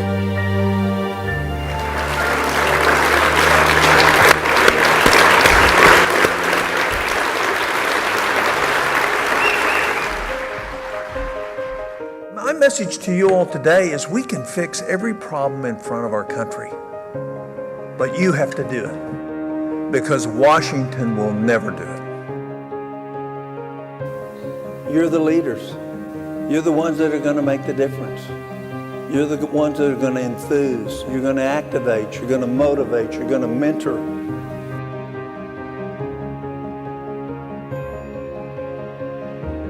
Leadership's about standing on principle but building consensus at the same time.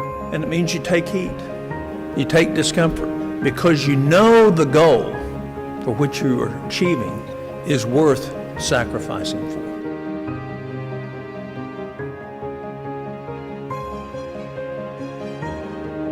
So the question for me is, the rest of my life, will I work to secure the future for the next generation? And do that by promoting a convention of states that will restore the fundamental freedoms that secure our liberty, that secure our future, and secure the next 2 generations. So it's my great honor and privilege to bring up my very close friend, Tom Coburn, to award him the Lifetime Achievement.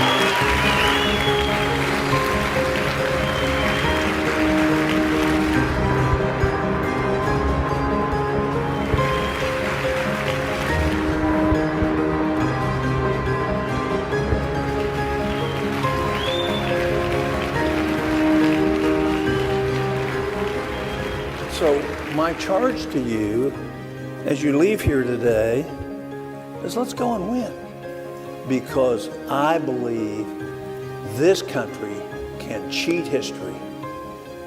This republic doesn't have to die. this republic can survive.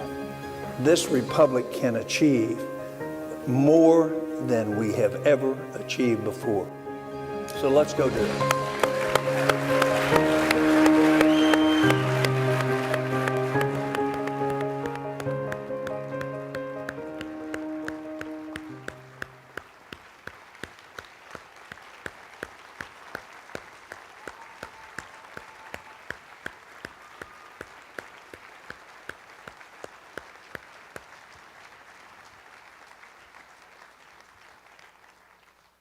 Man, I miss that guy so much. You know, there's a piece of that interview. I was sitting on the stage with him in chairs just like this, and I had a whole bunch of questions that I was going to ask him, and the interview had gone on for a while, and you know, the reason that interview is so poignant because Tom knew. I mean, he knew the time had come, and that was going to be it. And I'd never seen him like that. He was shaky. He was struggling a bit. He was definitely in pain. And he had notes. You guys might have seen he had note cards or a notebook in front of him. I had never seen him use notes. I looked at those notes afterwards. They were hard to read. And that was a guy that was struggling. But it was important to him to be with you. I asked him a question. And I looked at him, and I knew, by the way, you could tell he's going like this. He hated the mushy stuff. I'd tell him how much I appreciate him, we'd appreciate him. He didn't like that very much. And I looked at him and I asked him, I said, Tom, I know you've lived this life and people look at you and you were a successful businessman when you were very young. You took a company public, you sold it, you had your own private jet, you flew all over the country. And then you decided that that wasn't enough, so you became a doctor. He went to medical school at 34 years old. They called him Grandpa in medical school, literally. Because he said he wanted to do something more meaningful with his life. And he thought the most meaningful thing he could do is be a physician and deliver babies. Delivered over 4,000 babies in Oklahoma. Said that was the most satisfying thing he could possibly imagine doing. He ran for office because he was asked to, as a lot of real public servants do. Not because he wanted to be a congressman or a senator or he thought he would be important. He didn't think anything was more important than his family. His relationship with God and delivering babies. That's what he loved. But he went to Washington, D.C., despite his misgivings about it, and he went there, and he's one of the few that never sold out. He was a good influence in that place. He became known as Dr. No because he stopped a lot of stuff. He didn't get much done, honestly, because he made it his mission to stop the bad stuff from happening. When you do that, it's hard to get other stuff done because people don't really want to work with you because you're stopping all the pork and the waste and all that stuff. And he said he would only go there for a few terms, and that's what he did. And then he went home, and he was practicing medicine and loving his life and living with his family. We love his wife, beautiful woman. She was Miss Oklahoma. It said married the woman of his dreams. Really incredible story. And then somebody asked him to run for the United States Senate. And he thought, man, I really don't want to do that. I really don't want to go back to Washington, D.C. And he prayed about it. He said when he prayed about it, he felt convicted that he needed to do it. Again, public service, real public service. And he went back to Washington, D.C., and he served a couple of terms in Washington, D.C., and he said he was going to term limit himself before the end of his second term. He decided he'd had enough, and he wanted to make a difference, and he felt like he was no longer making a difference in Washington, D.C. Mark said they're not going to fix themselves. And that's what Tom said. He's sitting there in his office in Washington, D.C. He's a powerful senator. Everybody knows who he is. You know, he can get the cameras in front of him anytime he wants. He gets all the press, the PR, the love, the accolades, whatever he wants. And he doesn't want it. And one night, Patty was watching television. This is back when Greta Van Susteren was on Fox. And she comes running into my office. She says, oh my God, Tom Coburn. You're not going to believe what he just said on Greta's show. And I said, when? She said, he said he's coming to work for Convention of States. I don't know about this. And I actually told Patty, he did not say that. That's ridiculous. And she had recorded it. And so she's like, no, here, watch. And he gets asked by Greta, so you're leaving Congress, what are you going to do? And he said, I'm going to spend the rest of my life working for Convention of States. Now, I knew his communications director, right? Yeah. So I know his communications director, a guy by the name of John Hart, and so I pick up the phone and I call John immediately like this, and I'm like, John, something really wild just happened. I was watching television with my wife, and Tom just went on television and said he's coming to work for Convention Estates. He goes, yeah, I know, that's the first we heard about it too. Sometimes those gifts just like manna from heaven, right? So he came to work for us. It was a privileged, blessed, and fairy tale 5 years traveling the country with Tom. And that night, as you saw, what we did is we gave Tom a Lifetime Achievement Award. And that was the first Lifetime Achievement Award we've ever given out. And we wanted to continue this tradition. This is only the second summit. It's the first one since we gave Tom that award. And so tonight we're going to give out a Lifetime Achievement Award. And it's now called the George Mason Tom Coburn Lifetime Achievement Award.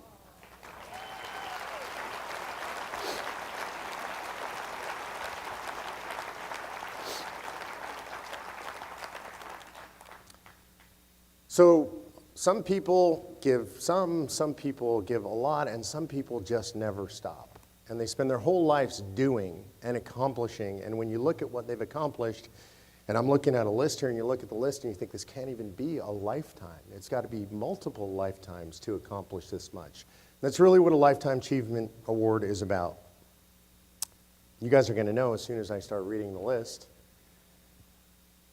This man, who's a really good friend of mine and one of my mentors, he was the founding president of the Homeschool Legal Defense Association.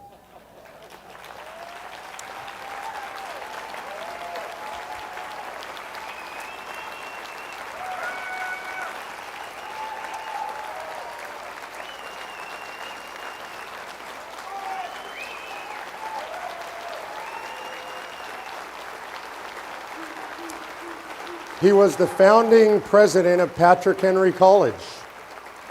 Mike Ferris has argued before appellate courts of 13 states, 8 federal circuit courts of appeals, and the United States Supreme Court. And I'm happy and proud to say that as the head of ADF, he's been at the Supreme Court, his organization, 14 times since he's been there, and they won 13 of those cases.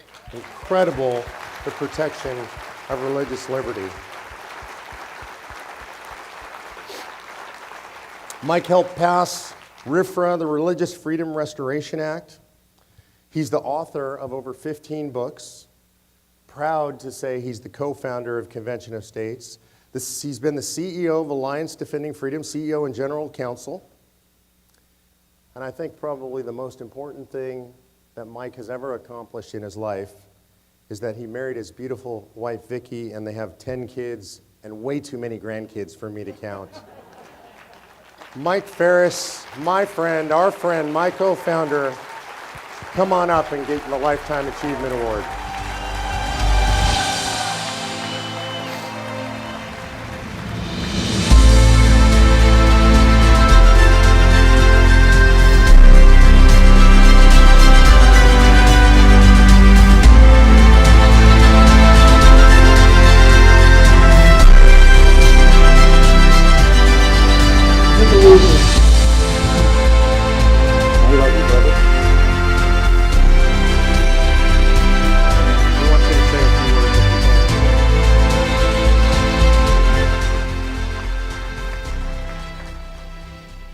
Well, first of all, Mark and everybody, thank you. I had no idea that anything like this was going to happen. I very, very grateful to you and to all the people who have been a part of all these things. I mean, I've met so many people over the weekend who have said, I was a homeschooler. We've had this relationship, we've had that relationship. So I've not only been in this movement for a long time, a lot of you have been here. And we've done things together over the years. And it's very, very, very gratifying.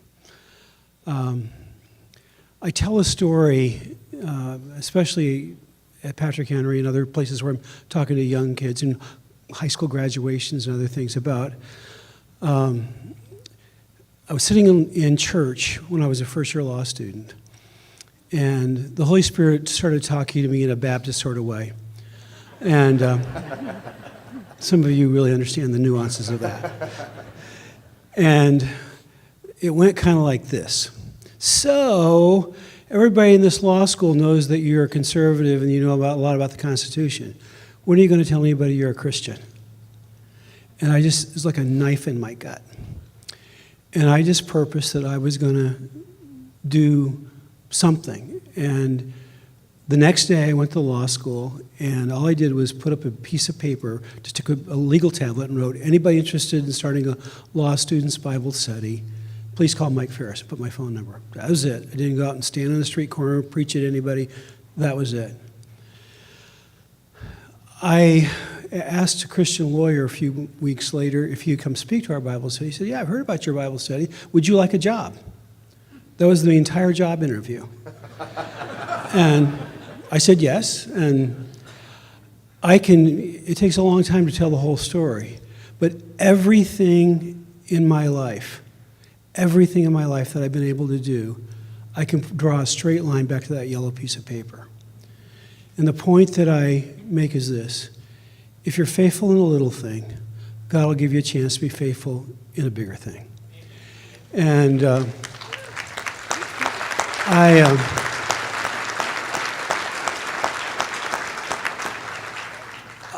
it is amazing to me what I see here this week, and the people who are not just supporting, but you guys are working. The difference between this group and most groups I see is profound. You're not just hitting like on Facebook. I mean, that's the pinnacle of activism for most people. You are doing stuff. And so keep being faithful in little things. And through this organization and through the blessing of God, we're going to do really big things together. God bless you, and thank you so much.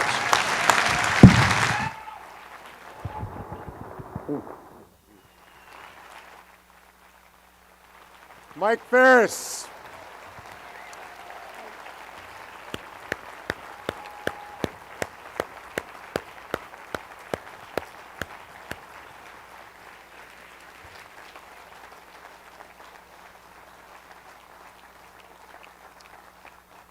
All right, a couple things that we have to do for closing, and then you guys can hang out and enjoy each other. First of all, tomorrow morning, something really special, which is we're going to do a Sunday morning service at 9 a.m. Is that in here, or is that in Signature? In here. So 9 a.m. Sunday morning service. And you're going to get a treat, because what you're going to get is you're going to get what helped me find my faith path, and that's Tim Dunn. My friend and mentor is going to come up here and just have a conversation with us about a lot of it about how faith and politics mix together, right? Because we hear, unfortunately, in our society, religion and politics don't mix. Religion and politics have to be together. Separating them is really bad, and it's part of the reason that we're in so much trouble in this country. So I encourage you, if you're still going to be around tomorrow morning, join us at 9 a.m. You will not want to miss it. I want to give a bunch of thanks out, if I could. And I could not possibly thank everybody who's been involved in this enough. First of all, thanks to all of you who made the trip and came here. God bless you guys for making the effort and being here with us. Next, I got to give big kudos to Garrett, and we call him Producer G, and all the other videographers and photographers that are running around. You guys have done an incredible job.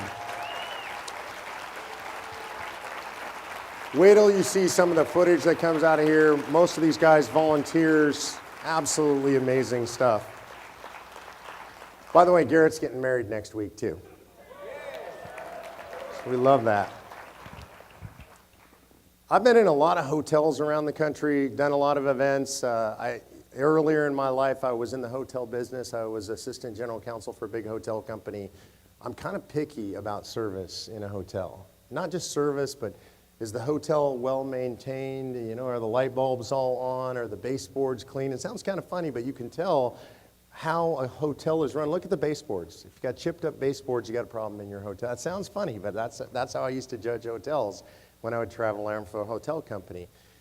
Coming here to Rosen, to all the Rosen properties, to the restaurants, to the buildings, to the staff, to everything, it is impeccable. To all of you, all the staff, the ownership, the management of the Rosen, you guys are the best, man.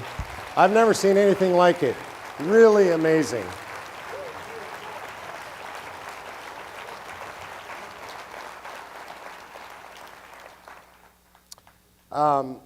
You know, it's really important. We talked a lot about friends and friendship and how important it is to have people that you love and trust who are with you when you're in a fight like this, because when the bullets fly, you want to know you got people around you you can trust.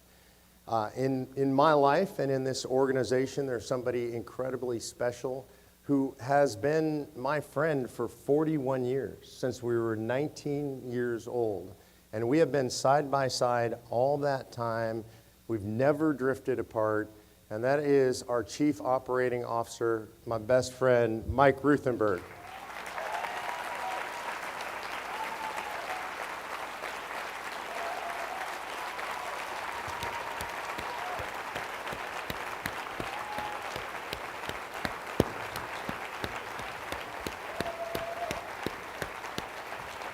I love you, buddy. In life's journey, there's nothing that is, in my opinion, more important for a man than to be completed by finding the right woman.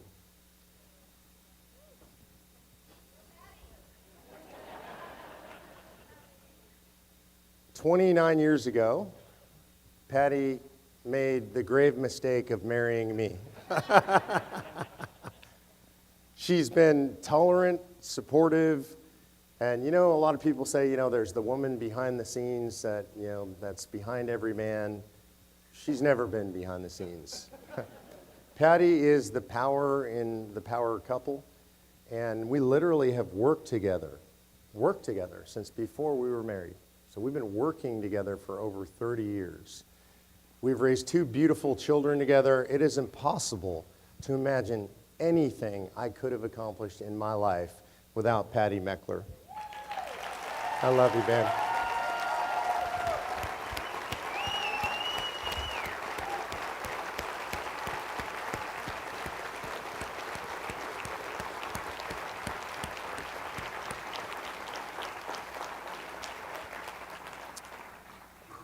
Last but not least, anytime there's an event like this, there is somebody, literally, who is the peak person who organizes everything.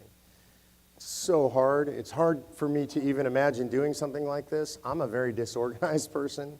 You got to have somebody that knows every detail, every time stamp, every balloon, every tablecloth, how the tables are going to be laid out, how people are going to get to dinners. I mean, this is a complicated thing to put together an event like this. And in our organization, we have the master of all event organizers. And I want to bring her up here for some special recognition, and that is Carol Aldridge. Come on up, Carol.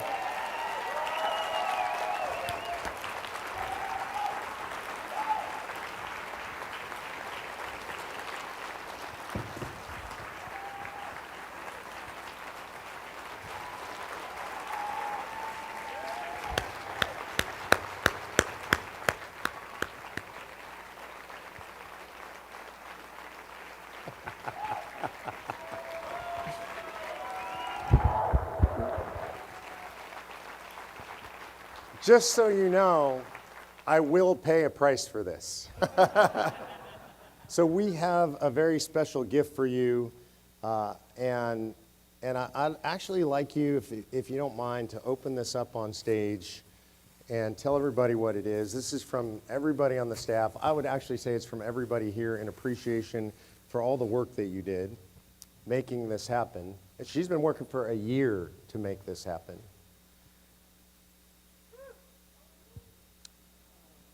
So it's a David Barton Founder's Bible, but I'd like you to slide that out, if you would. Because I actually know you already have one of those. Not this one. And so this one has your name on the front of it, and it is signed by David Barton, and there is a full page of my love and appreciation for you.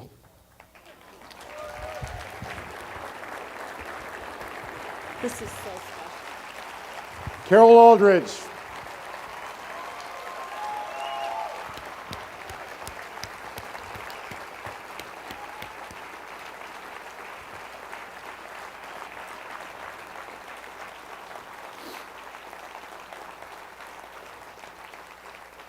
What I didn't tell her, we're doing 3 of these next year.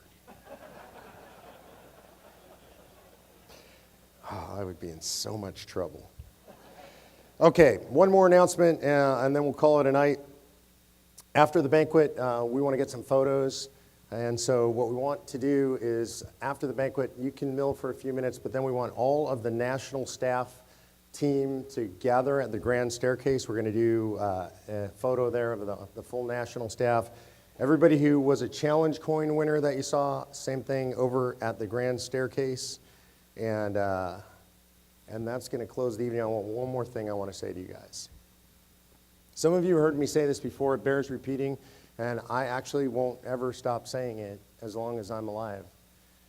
The founders, when they signed the Declaration of Independence, there's language in the Declaration of Independence that says that they pledged their lives, their fortunes, sacred honor. So interesting, because it's like it's in our DNA. We all know that so well. It didn't matter which phrase I left out, which words I left out, you could have filled them in. And so we all know that, and we all understand that, and it's profound to us, those words. It's part of the national lexicon. Most of us, I would argue, most people, maybe more than most in this room, know what they pledge to. But I ask this question all over the country. I travel around. I've asked radio hosts. I've asked historians. I've asked school teachers. I've asked grassroots meetings. And I ask, to what did they pledge their lives, their fortunes, and their sacred honor? And if you think about it, there's a lot of things that fit in there, right? I mean, they were a nascent country. They could have pledged it to the new country. That seems appropriate. Maybe to the flag, right? We pledge allegiance to the flag. They could have pledged their lives, their fortunes, and sacred honor to the flag. Maybe to George Washington, the indispensable man. Maybe to the Continental Army. And there's a lot of things they could have pledged their lives, fortunes, and sacred honor to. But the part of that we usually leave out when we say that phrase is that they actually pledged their lives, their fortunes, and their sacred honor to each other. It's really important.